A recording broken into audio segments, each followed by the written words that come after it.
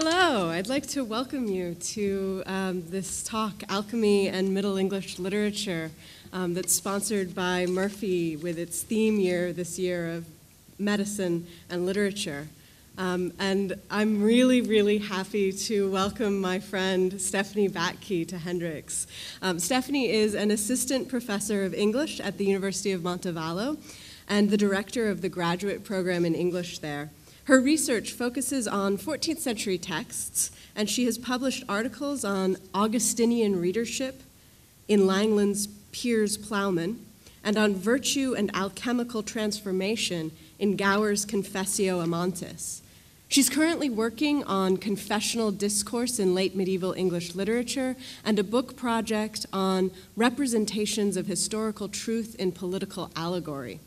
And she's really here because I met her in graduate school when I came back from my research, and I was looking for a community of medievalist scholars and was happy enough to find people in the English department and get out of my sort of the confines of history. And we had wonderful conversations about literature and wonderful conversations about the weird and the wonderful in the Middle Ages, which both of us have a deep and abiding passion for. And so I'm very, very excited to welcome her here tonight.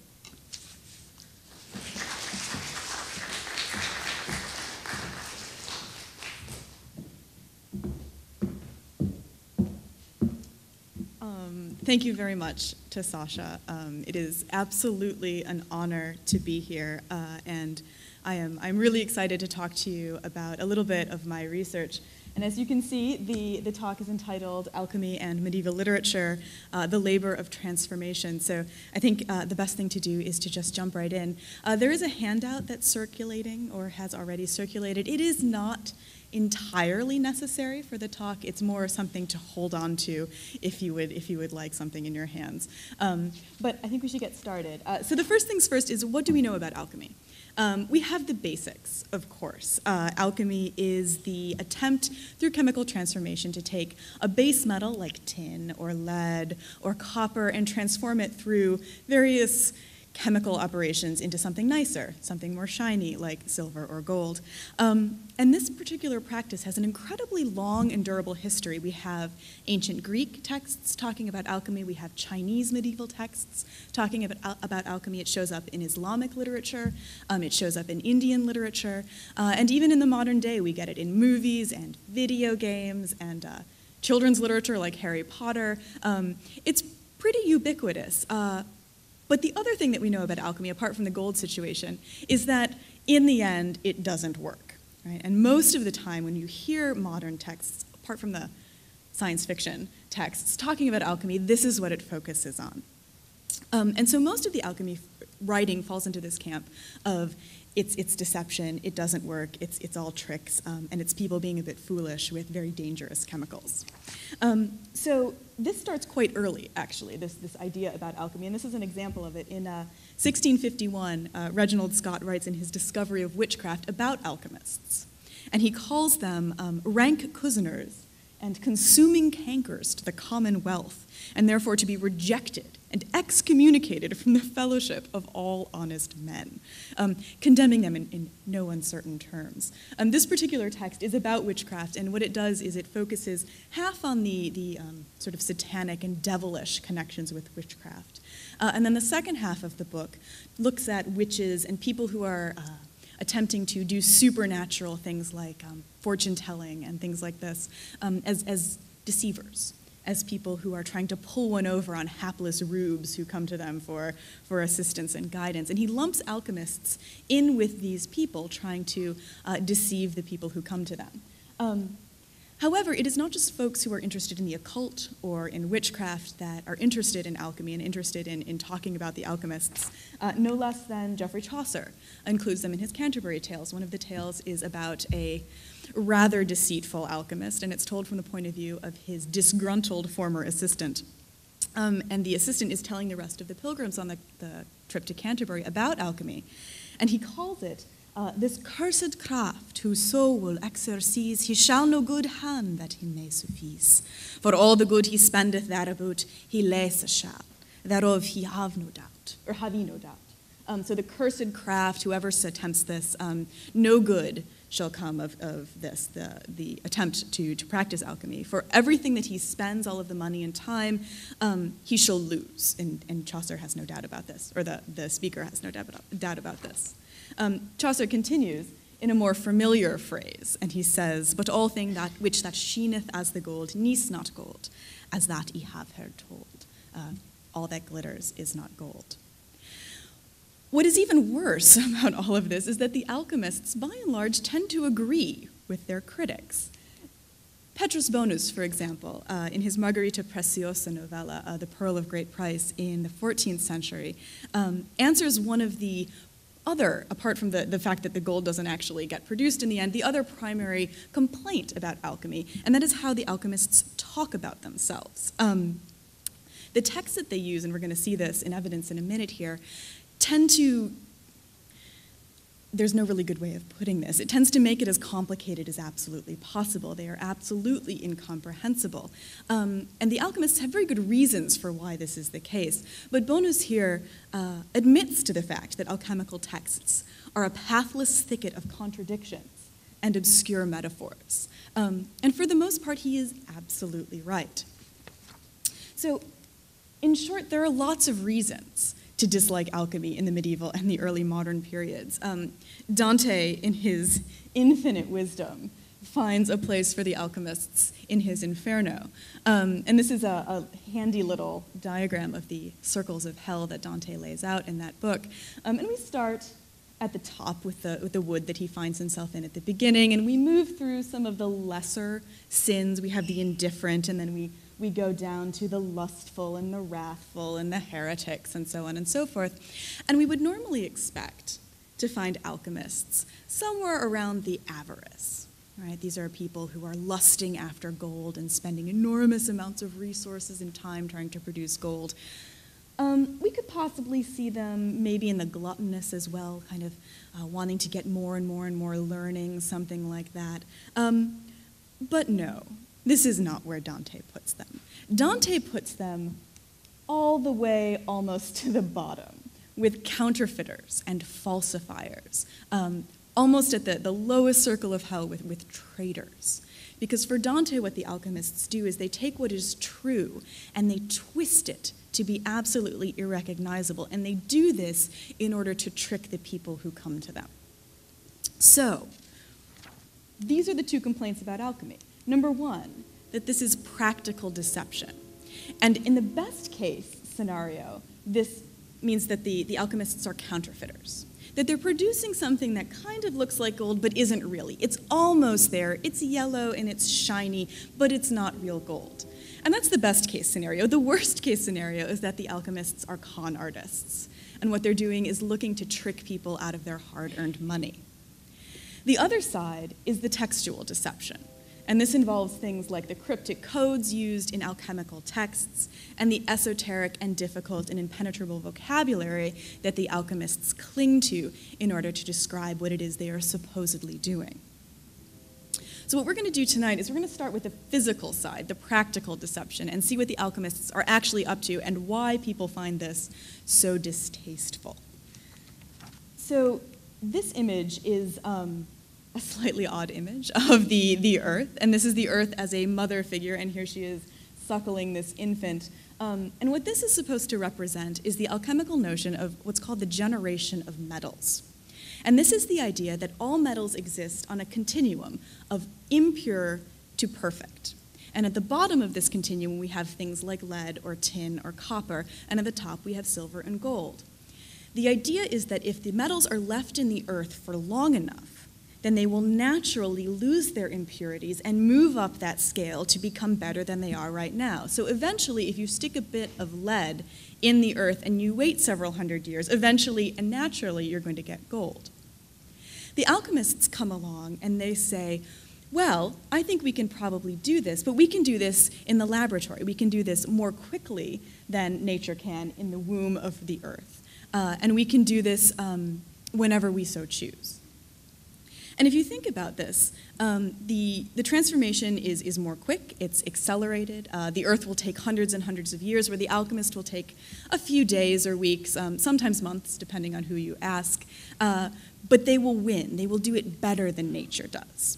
And so in the classic art versus nature debate that we get in literature and other texts throughout ever, the alchemists always 100% come down on the side of art. Art always wins. They can do what nature does, but they can do it better.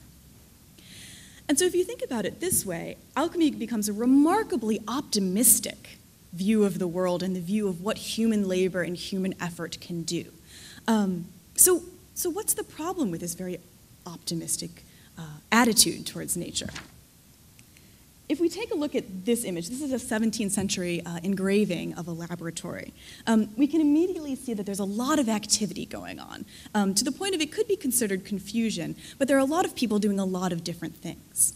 We have the alchemist down here in the corner with his spectacles and his book and his little doctoral tam, and then everybody around him is engaged in these various bits of the alchemical operation. And what I would like you to notice in particular is this delight that the author takes in all of the equipment, all of the paraphernalia about the laboratory.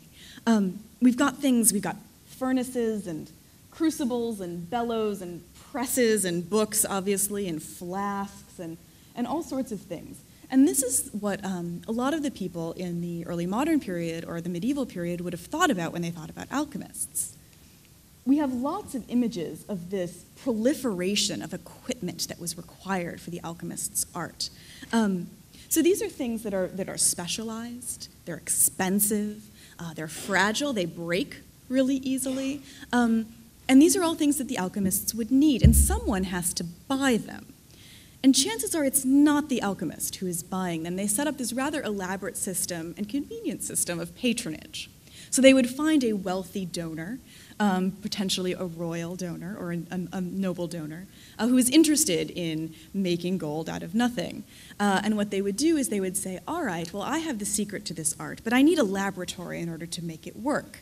And the wealthy donor would set up the laboratory, expecting eventually gold to come out on the other end of the process. It's kind of like a medieval version of venture capital or something like this. And of course, because alchemy doesn't actually produce a lot of gold in the end, something would always go wrong, something would break, the process would fail, and the alchemist would need more money to buy more things, and it just becomes this vicious cycle that ends in a lot of frustration, as you can imagine, on the part of the donor.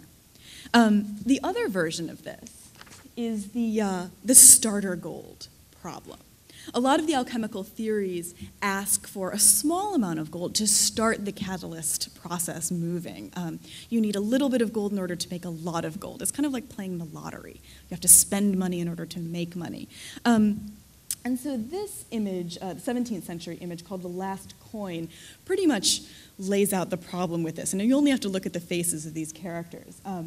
We have here this poor woman with her child behind her, handing over the very last coin that she has to an incredibly unscrupulous-looking alchemist in the hopes that he will be able to reproduce this and multiply her investment. We also have our two sort of co-conspirators there in the back, huddling greedily over their texts. And this lays out exactly what people thought the alchemists were doing, and quite frankly, a lot of them were, cheating people out of the little money that they had in the promise that it would eventually pay off in the end. So eventually, all of these things come together, and it becomes absolutely impossible by the time we get to the 18th century to separate the figure of the alchemist from the figure of the deceiver, someone involved with temptation and the occult, with devilish deceptions, who preys on the weak and abandons their families, or at the very least, somebody led on by pride and vanity and greed, a very Faustian figure. So what we've seen are the images that people use to describe alchemists. So what about the images that the alchemists use to describe themselves? So these people feel that the alchemists have some pretty significant problems, but the images that the alchemists use to describe their own work also have quite a number of problems. This, for example. So this theoretically, is telling all of you one of the bits of the chemical process to make gold. And all you have to do, this is the only thing you have to do, you simply have to translate this into some sort of laboratory procedure. And so if you take a look, this is clearly an allegorical image. We've got a bunch of different things going on, and what you should be able to do is take all of the various elements, break them apart, and transform them into something that you would do in the laboratory. So you've got your sort of furnace over there on the left, alchemical furnace with some tools at the foot. You have this gentleman who's holding fire in his hand, reclining, and you have a sort of Athena-like figure sprouting from his head, aided very conveniently enough by this gentleman with the axe standing next to him. You have a couple sharing a not-so-private moment there in the back. This Hermes or Apollo-like statue. You have a ship sailing off into the distance, and theoretically you should be able to take all of these different things and translate them into whatever you would do with your own furnace and your own alembics and your beakers and your chemicals and whatnot. So this is an image. When we get to texts, unfortunately I can't tell you that it gets much better. So this is a Greek text, a very early Greek alchemical text. And just like the image that we saw, it also relies on allegorical signification. So if we start at the top, the writer says, "I fell asleep another little while, and while I mounted the fourth step, I saw, coming from the east, one who had in his hand a sword. And I saw another behind him bearing a round, white, shining object, beautiful to behold, of which the name was the meridian of the sun. And as I drew near to the place of punishments, he that bore the sword told me, 'Cut off his head, and sacrifice his meat and his muscles by parts, to the end that his flesh may first be boiled according to method, and that he may then undergo the punishment.' And so, awaking again, I said, 'Well, do I understand that these things concern the liquids of the arts of the metals?' And again, he that bore the sword said, 'You have fulfilled the 7 steps beneath.' And the other said at the same time as the casting out of the lead by all liquids, 'The work is completed.'"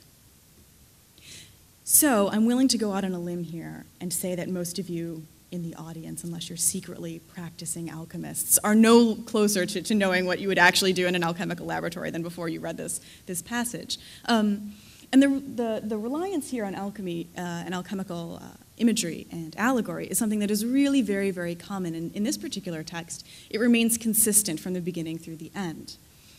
However, even when we don't use allegory per se, the language of alchemical symbolism is equally as frustrating. So this one from Stephanos of Alexandria a little bit later doesn't use allegory per se, but the language is clear as mud, to be perfectly frank. The author writes, "And every side of a rectangle generated from the same length has kinship to its like, that it may restore a perfect fulfillment. For the 60th part of every great quantity and of fractions, taking origin from the monad and returning again to it, being contracted together, complete the natural monad. The symbol of every circular sphere is the center, likewise of every triangle and plane and solid figure set out by lines, let this same be thought of." Right? I mean, it's absolutely incomprehensible. And even when we have a conveniently offered image, it still doesn't help us all that much. And this is before we even get to sort of alchemical poetry, which gets, believe it or not, even worse. So these are the two complaints that people have about the alchemists, and they're quite valid. On the one hand, the practical problem, and on the other hand, the textual problem. So the alchemists themselves, as we might imagine, have many and loud responses to these critiques. First of all, is this idea. That which is above is like that which is below, and that which is below is like that which is above. This comes from Hermes Trismegistus and his Emerald Tablet, probably the most important foundational text that we have for alchemy. And what this is describing the classic macrocosm and microcosm relationship. Things that we see on Earth have a reflection or have a greater import in the larger cosmological system. So in this particular image, I don't know if you can see it all that well, at the top you have God, you have the archetype, you have the prime mover, and this is perfection. All the way at the bottom, on the other hand, you have Satan and you have hell. So this is base metals, base matter, and everything that is imperfect and impure. In between these two realms, you have everything on Earth. And so you can see here we have heaven and water and air and earth. And the idea of the alchemists, they took this notion of the macrocosm and the microcosm, and they thought, if we can start moving things up that ladder of perfection, we will be bringing the matter of the earth and the base material of existence closer to God, and we'll be bringing it in greater harmony with the universe. On the other hand, the texts. The alchemists have actually very good reasons for writing the way that they do. In the 14th century Summa Perfectionis, there's an explanation of why all of this elaborate allegory and vocabulary is necessary. The author writes, "In the manner of discourse, as it happens, are comprehended in the mind of our God the only, highest, blessed, sublime, and glorious, that of him who extends to and withdraws from whom he wishes.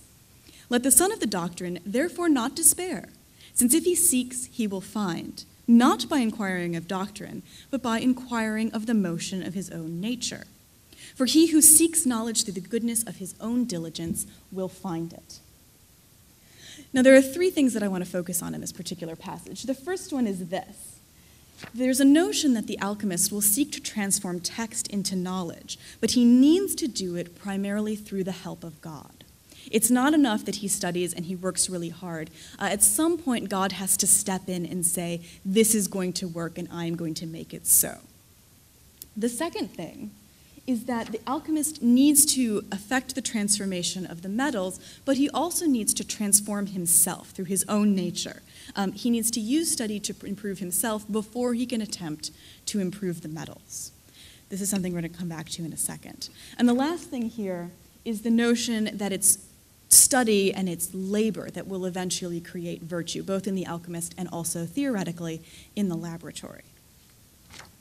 So these two sides of the slide break down into what is known as exoteric and esoteric alchemy. The one is dealing with the practical stuff that happens in the laboratory, the chemistry of it all, and the esoteric is the philosophy behind what we see. Now, these two sides of the alchemical debate are really, really different, and they don't get on very well together at all, actually. The esoteric alchemists will talk about the practical alchemists as puffers, as people who just sit and blow air into bellows. They're confused. They run around in sooty, smoky places where things blow up. They're constantly asking people for money. They don't know what they're doing. They're trying anything that comes to their mind, and they're incompetent. On the other hand, the exoteric alchemists will talk about the philosophical alchemists as just incompetent theorists, as people with their heads in the clouds. They're afraid to get their hands dirty, and they never actually see any results of what they're trying to do. For our purposes today, we're going to focus on the esoteric alchemists, because when this appears in literature, if the author is not really unhappy with the alchemists, this is the side of the art that gets picked up. And what I want to do is focus primarily on how one poet named John Gower uses this idea of esoteric alchemy. So let's talk about esoteric alchemy and the adept first. The idea of the adept or the initiate for alchemy has to come about through study and through textual interpretation. You don't just get to become an alchemical adept because somebody waves a wand and says, presto, you're an alchemical adept. You have to take the texts and you have to work at them in order to transform yourself into somebody who knows what he or she is talking about. And there's a very specific process for this, conveniently enough. First, you have this notion of textual labor. And this involves the allegorical language that we see in the texts. It involves instruction, usually from someone who is claimed to be successful in the art, and through the study that you would do over these various texts at your disposal. Ideally, this would lead to the purification of the adept, mostly through the notion of labor. So labor generates virtue in the soul of the person practicing this, and the soul will eventually be perfected through effort. Hopefully, at some point, God is going to step in and provide that key element of divine revelation. So the adept must be chosen by God, and God chooses who is worthy. So if you've done well in the purification of the soul aspect, then you have a lot better chance of God actually choosing you. And then, finally, if all goes to plan, you'll have this physical confirmation that you've done everything right. namely in this practical, visible, and viable result, it's testable, that you have actually produced gold. And essentially what the gold of the alchemical transformation becomes is the virtue of the adept soul put into physical form. That can then be shuffled about the world, it can then be used in various ways, and it makes it tangible. So for Gower, this is what Gower picks up. So Gower is a 14th century poet. He's incredibly prolific. He writes in Latin and Anglo-Norman, French, and then Middle English. And he's a cleric, he's a lawyer, and his primary concern is in the idea of social justice. He's worried about order and self-governance and right rule, and most of his poetry deals with how to make the idea of governance more present in the world that he finds himself a part of. This particular image is from one of his texts called the Vox Clamatis, and what we see here is the image of the poet who is shooting his arrows, the arrows of his poetry, at the world, which, for our purposes, is conveniently enough divided into 3 of the 4 elements. We have water and earth and air there. And so the idea for Gower, he picks up on this notion of the macrocosmic and the microcosmic, and he feels that his poetry, if it's effective enough and if people read it correctly, it will eventually effect social transformation, that people will become better by reading what he wrote. On his good days. Sometimes he's a little bit more morose about this, but this is the idea.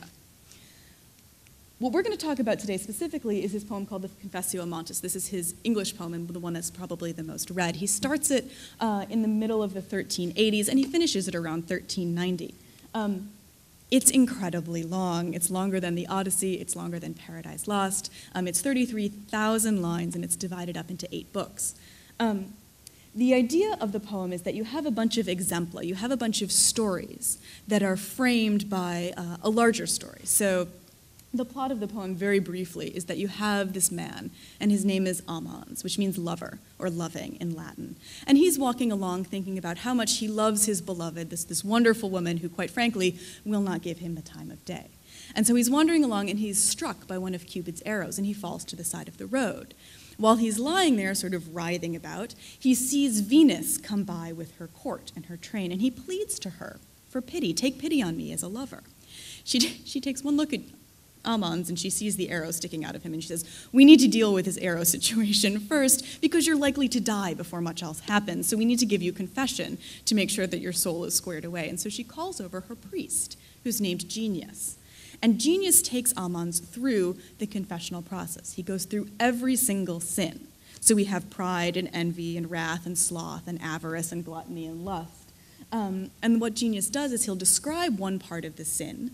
There are lots of different kinds of these sins. And he will describe it, and he will give a couple stories exemplifying what he's talking about. And then Amans will respond saying, yes, I'm guilty of this, or no, I'm not guilty of that.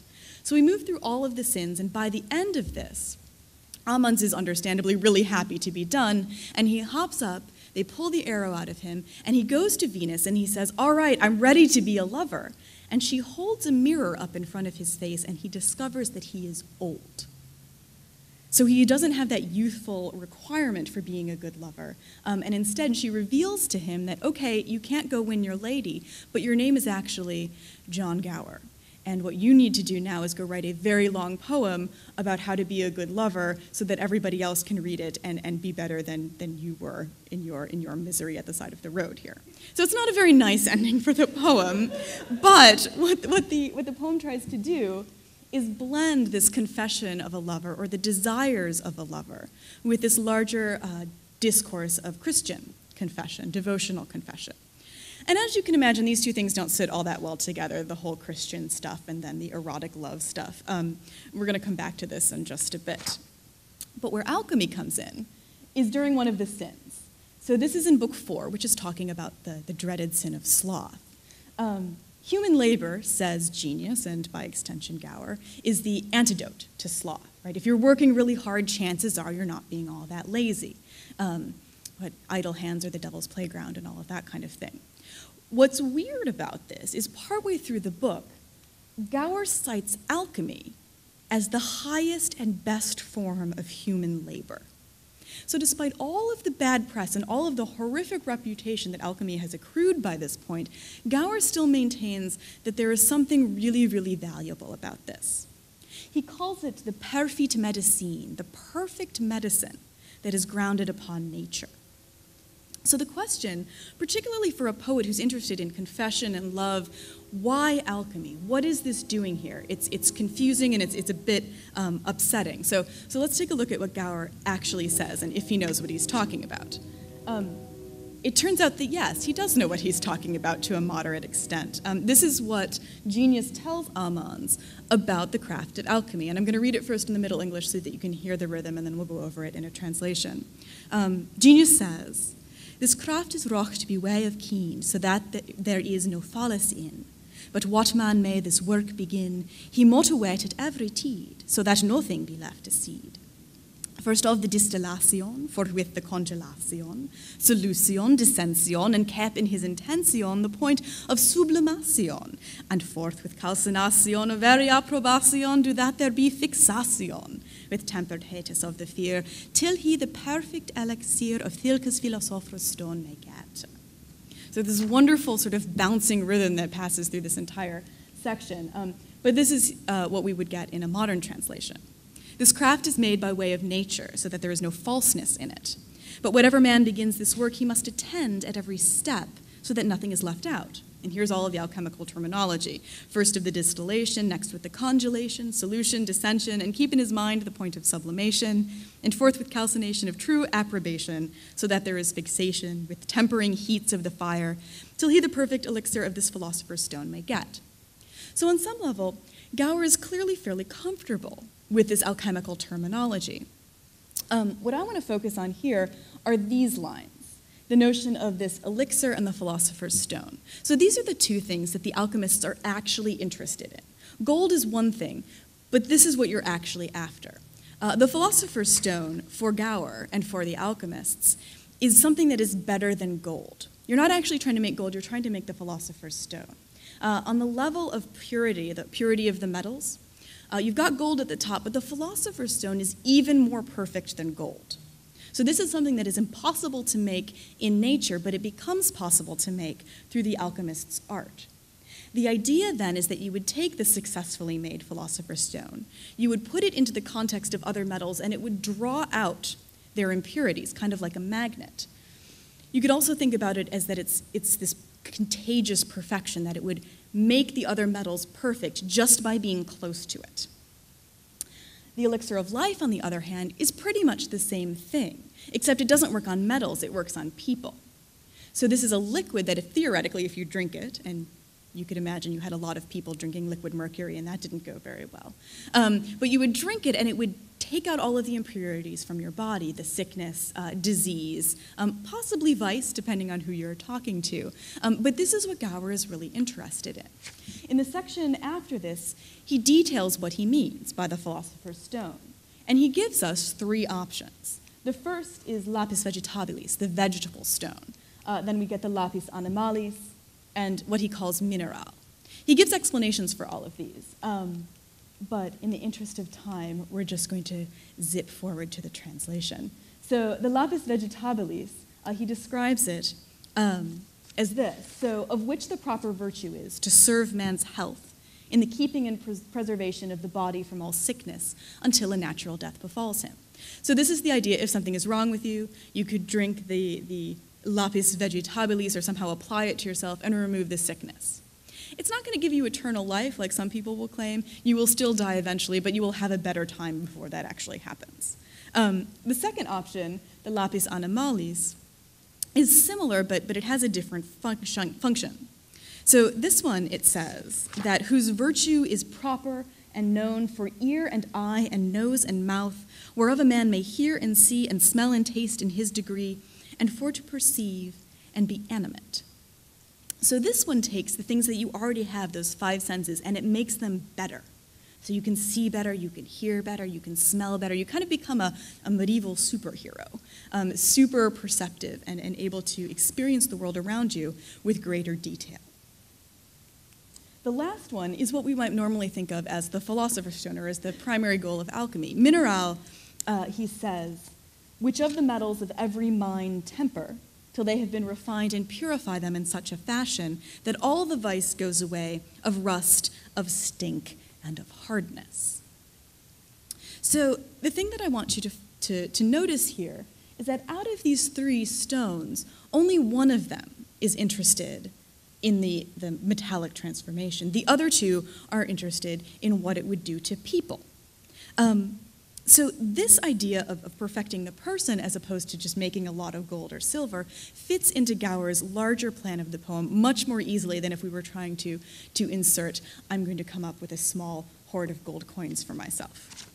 And so what Gower does is he takes the notion of alchemy as a possible purification, not just of metals, but of the person performing the transformations, this purification of the soul, and he's going to link it to the confessional framework of the poem, which in turn, ideally, will lead to a healing not just of the individual, but of the entire political state. Each of these different kinds of transformation and healing are important.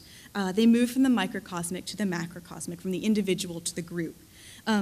So alchemy becomes the example of the kind of labor, that kind of studious application of intellect and self and interpretation that we will see in confession. And then theoretically, if enough people are successful at confession, the entire society will be better off and the natural order of the world will be improved and eventually healed. Again, it's a very optimistic view of the cosmos. So we've heard about alchemy. Let's turn to how he talks about confession very briefly. So in 1215, the Fourth Lateran Council decrees that every Christian needs to take auricular or spoken confession at least once a year, usually around Easter. This is a dramatic change in how Christianity works and how people relate to devotional practice. Suddenly, you as an individual are responsible through the sacrament of confession for the state of your own soul. Right? You are now responsible if you are saved or damned based on how well you confess to your priest once a year. There are two important things to note about this edict that I want to focus on. The first is this idea that it has to happen regularly. Right? It has to happen at least once a year, and you have to be relatively good at it. The second is what the canon says about the role of the priest. So they specify, let the priest be discreet and cautious, that he may pour wine and oil into the wounds of the one injured after the manner of a skillful physician, carefully inquiring into the circumstances of the sinner and the sin, from the nature of which he may understand what kind of advice to give and what remedy to apply, making use of different experiments to heal the sick one. So this language of healing and cleansing and purifying and perfecting the soul is a remarkably durable metaphor when it comes to talking about confession. We see it again and again and again. Furthermore, it is very much up to the priest and the penitent working together to make sure that this happens successfully. So in Book 4 of the Confessio Montes, Gower describes alchemy as the perfect medicine. But in the devotional tradition, it's confession that is the medicine of the soul. So it heals the wounds of the heart and the wounds of the human condition from the stain of sin. So in alchemy, just as the impure metals are lower down on that macrocosmic scale, and just as they are separated from the divine, in confession, sin separates you from God. So in order for confession to be successful, you need these four different things. First, you need contrition. So this feeling of feeling sorry for what you've done. It doesn't work if you don't feel bad about your sins. And there's a lot of discussion about how can the priest tell if you're actually contrite. Tears are a good way to start, but they can be feigned and all of that kind of stuff. So there's a lot of worry about, is contrition actually happening? The second thing that has to occur is the Confessional Speech Act. You actually have to go through the process of telling the priest what you have done. And it has to be completely honest. It has to be complete. You can't leave anything out. Even if you honestly forget something, then it doesn't count. The confession is null and void. So there's a lot of concern about this idea of making sure you get everything in there. Then you have restitution, the action or penance performed to compensate for whatever it is that you've done. And then finally, the last step is the absolution. So the priest will say, ego te absolvo, and you're free to go with a clean soul, at least for the moment. So most manuals will talk about this. There's a lot of writing about how to do a confession properly. On the left here you have a French version of a manual of confession. In the middle, you have the Middle English version of this. It gets essentially translated with some differentiation. This is Handling Sin.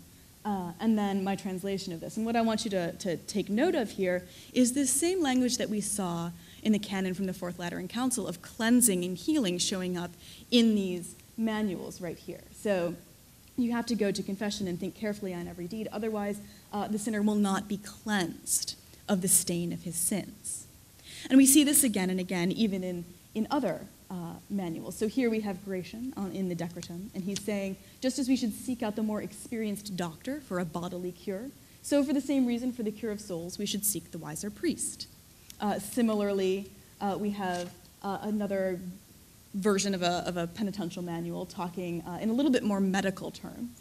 It says, it must indeed be declared that making confession is a necessity. I repeat that this is a vomiting of necessary and healthy purgation and spiritual emptying. If anyone asks you why this vomiting should happen, I answer that it comes from the filth in which you wallow. Not too pleasant, but we can continue. From the De Penitentia et Circumstantiis, the ill person repents and confesses to crimes. Punishment is not given to these, but may be worked in. It will satisfy these, nonetheless, if steady health might be given to him. If it should depart, the priest will absolve the sick penitents, and prayer may ease this hunger. So in the same way that alchemy involves perfection and purification, and the use of a ritualized procedure to assist in the elevation of the alchemist's soul, so too does the Confessional Act act as a ritualized procedure that will purify, perfect, and heal the sinful soul of the Christian. Alchemy heals by removing impurities from metals.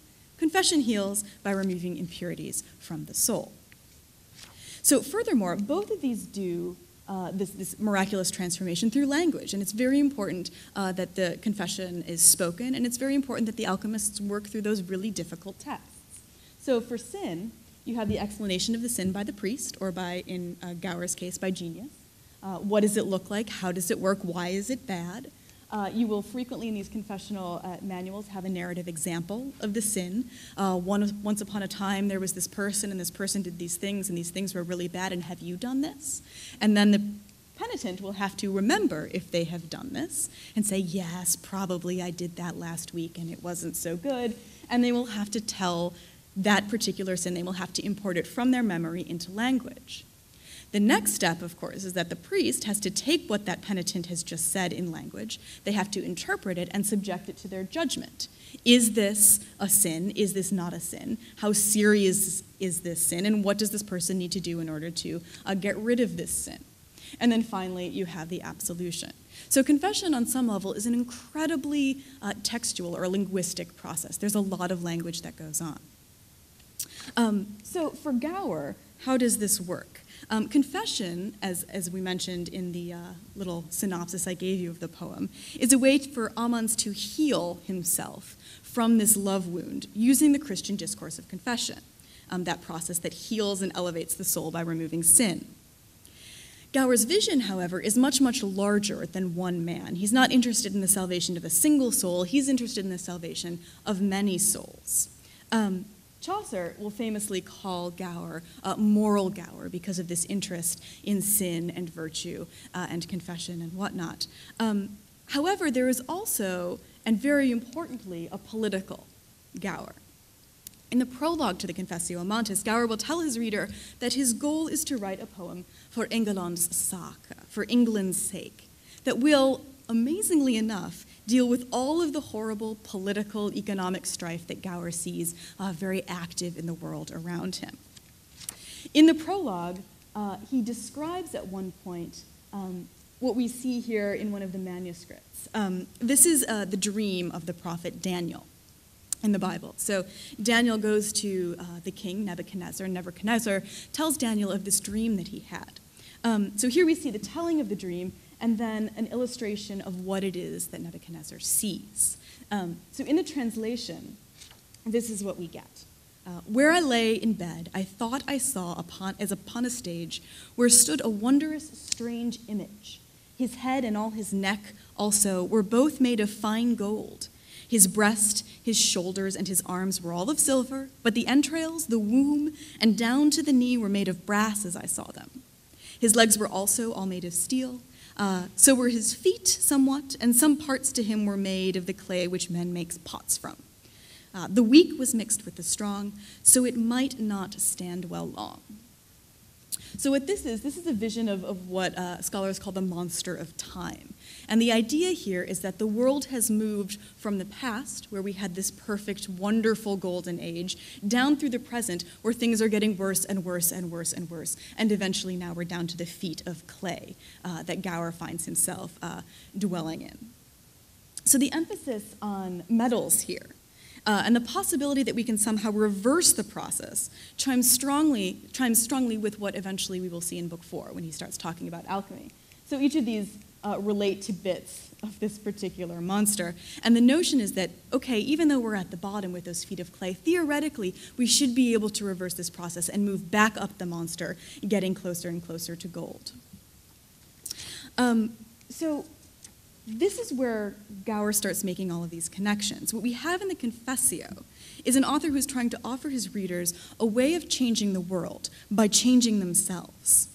Ostensibly, this happens through this individual notion of confession in that particular discourse.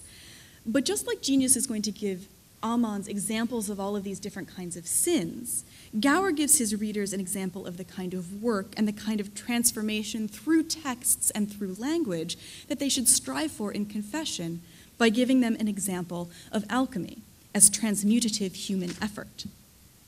So, what questions does this leave us? It leaves us with a lot. What I've presented here is perhaps understandably, given time, a rather reductive view of all of these complicated issues. There are many questions that we don't have time to go into here, mostly concerning the larger problems that Gower opens with his notion of this healing transformation.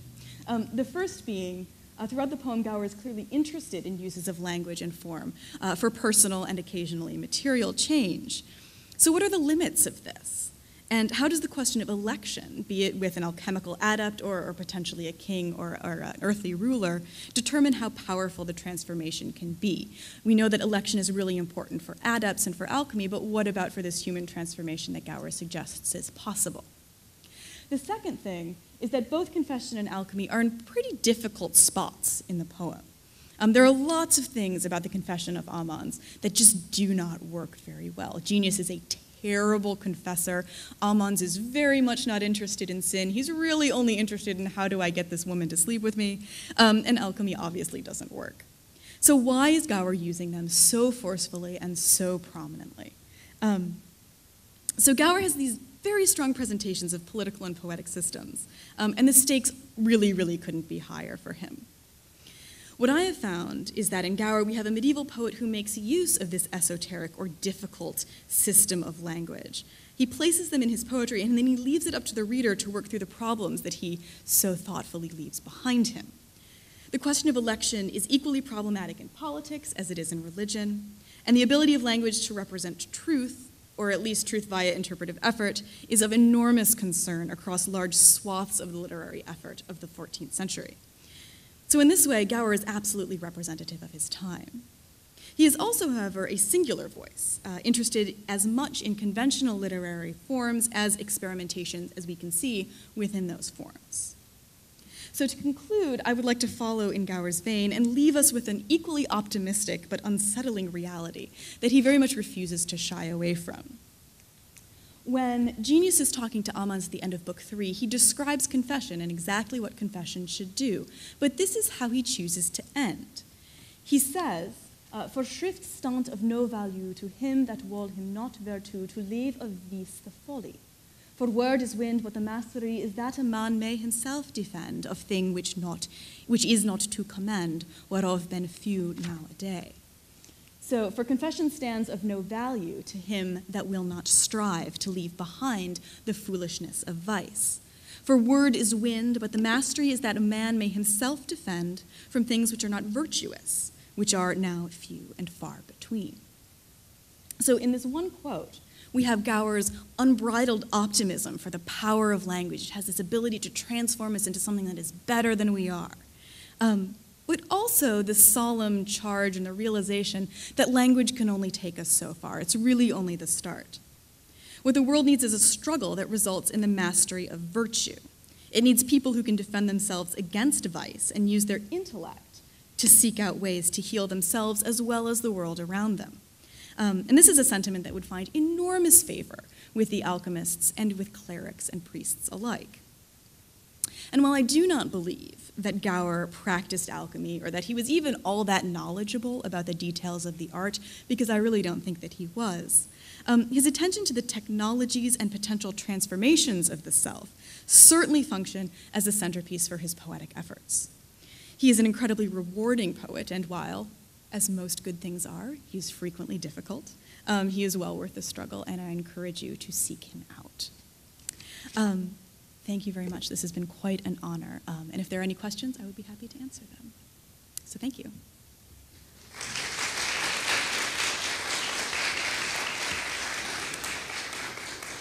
Are there any questions? Don't be shy. Yes?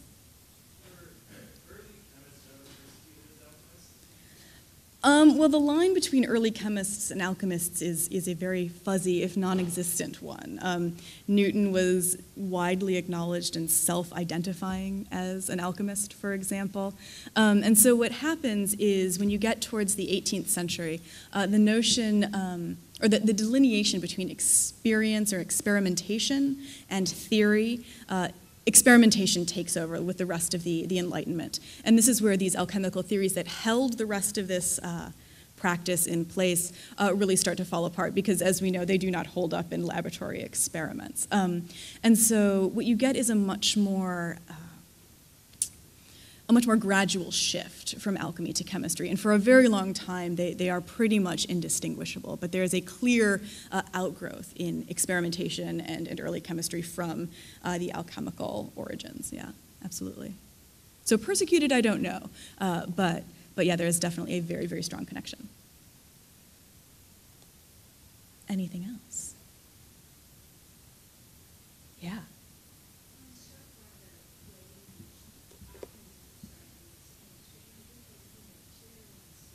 Yeah.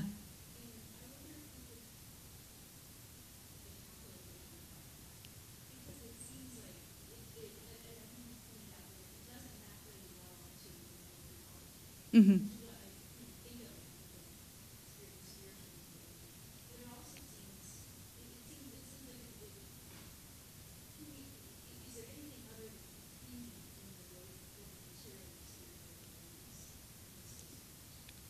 Well, there is a lot of confusion, but I think there's more optimism almost, or at least at the beginning, at least at the theoretical level, that we see in alchemy than we do in devotional practices. And the way that authority works is also a bit different. In alchemy, you are usually quite dependent on a master of some sort to show you the ropes or to give you these texts. But it is, you can gain authority for yourself in ways that you can't in the devotional context. And with that authority comes that blending of the material and the spiritual. So whereas a layperson would find that much more difficult, except perhaps in a discourse like confession where they have to sit together. In alchemy, it has to happen all the time. And so I think that the bare bones of the mapping is there, but the mechanisms that actually cause that transformation or cause the blending of the material and the spiritual are really different. But the alchemists, bless their hearts, persist on using all sorts of religious terminology. They will refer to the Philosopher's Stone as Christ. They have all sorts of really bizarre images that have a lot of devotional resonance, that they'll take vocabulary and images from the devotional and import them into their texts. And for them, it wasn't just that they were hijacking these spiritual metaphors. They actually did think that they were one and the same. Alchemy begins in the monasteries, and it eventually moves out. But by the time we get to the 14th century, most clerics and most priests probably wouldn't feel that same comfortable reciprocation between the two sides of the equation. But yeah, there's definitely the same interests at heart, at least at the beginning. Anything else?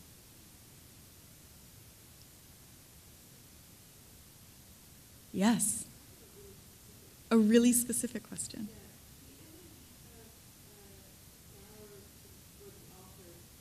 Mm-hmm. It's kind of a blending of air and water and things. I've seen it actually read a couple different ways, because obviously you have the 4 elements, and so there's only 3 there, weirdly enough. This also, that T formation obviously shows up in Mappai Mundi as well, so it is a fairly common way of representing the Earth. It just works out very nicely for this particular talk that they do appear to be representing at least 3 of the 4 elements. But yeah, so I associate it with air, but it could also be, you could also read it as fire, I think, because it's red and blue together. So perhaps it's the mixing. They just needed another one to fit in there. Anything else? Is that a question, or is that sort of?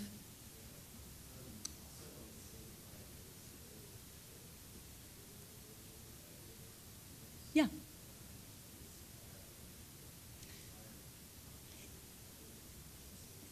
It was considered an element. In that one, it says heavens instead of fire, I believe, because you have air and earth and water, and then the heavens at the top. So if you think about the things that you see in the material world, you get fire, but fire is more fleeting than some of the others. I guess you can't really see air, but it's pretty much always there. So those 3 tend to get a little bit more play in terms of describing what you see on Earth as something that is really static and always present. Fire, also for the alchemists, is a lot more volatile. And it tends to show up and go away. And so as a result, it's still natural, but it's a little bit more specialized. And so in that particular one, it actually said koilim, so it said heavens instead of fire. And that was at the top of the triangle. So you can sort of see you've got the earth and then the heavens above. Yeah. But good eye, excellent. Anything else? Yes.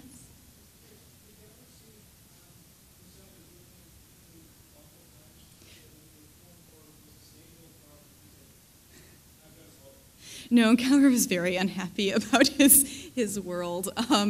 This is after he's very unhappy about events of 1381. The Peasant Rebellion hits home very, very hard. And in some sense, for all of the optimistic potential for changing the world, it's pretty much end times for Gower. We're doomed. And we have these moments of brightness.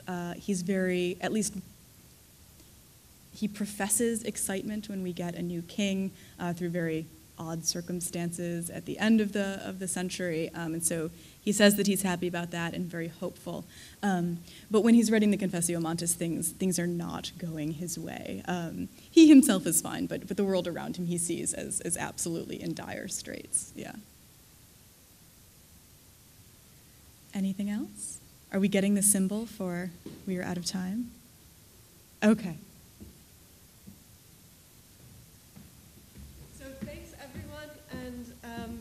There are refreshments out there, and I also neglected to remind you that there are, in the program, there are cards that we would love for you to fill out and let us know how this went. And I'd like to thank Murphy again and thank our speaker. So.